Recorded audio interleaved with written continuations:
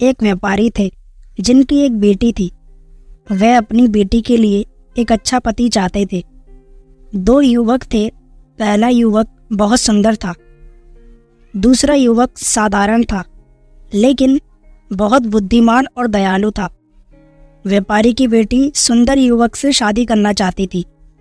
व्यापारी बुद्धिमान युवक को पसंद करते थे। व्यापारी अपनी बेटी को समझाने के लिए एक संत के पास गए। संत ने व्यापारी और उनकी बेटी को एक कहानी सुनाई। कहानी में एक राजा ने अपनी बेटी का विवाह एक सुंदर राजकुमार से तय किया। शादी के बाद राजकुमार बहुत घमंडी और अहंकारी हो गया। राजा को पछतावा हुआ। संत ने व्यापारी की बेटी से कहा, सुंदरता क्षणभंगुर होती है और गुण स्थायी होते हैं। एक अच्छा पति वह होता है जो बुद्धिमान, दयालु और ईमानदार हो। व्यापारी की बेटी संत की बात समझ गई। उसने बुद्धिमान युवक से शादी करने का फैसला किया। व्यापारी की बेटी ने बुद्धिमान युवक से शादी कर ली।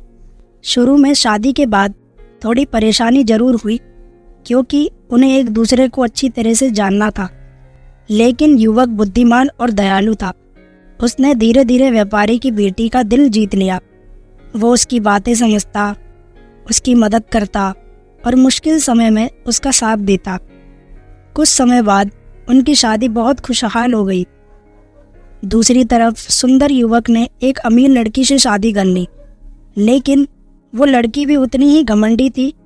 उनकी शादीशुदा जिंदगी झगड़ों से भर गई। सुंदर युवक को जल्दी ही समझ आ गया कि सिर्फ सुंदरता ही काफ़ी नहीं होती। कुछ साल बाद व्यापारी की बेटी और उसका पति बहुत खुश थे। उनके बच्चे भी हो गए थे। एक दिन व्यापारी की बेटी बाजार में खरीदारी कर रही थी कि उसे सुंदर युवक दिखाई दिया। वो बहुत दुखी लग रहा था। व्यापारी की बेटी को उस पर तरस आ गया। उसने पूछा कि वह कैसा है। सुंदर युवक ने बताया कि उसकी शादीशुदा जिंदगी बहुत खराब है और वो पछता रहा है कि उसने सिर्फ सुंदरता देखकर शादी की। व्यापारी की बेटी ने उसे बताया कि असली खुशी रूप में नहीं बल्कि अच्छे गुणों में मिलती है।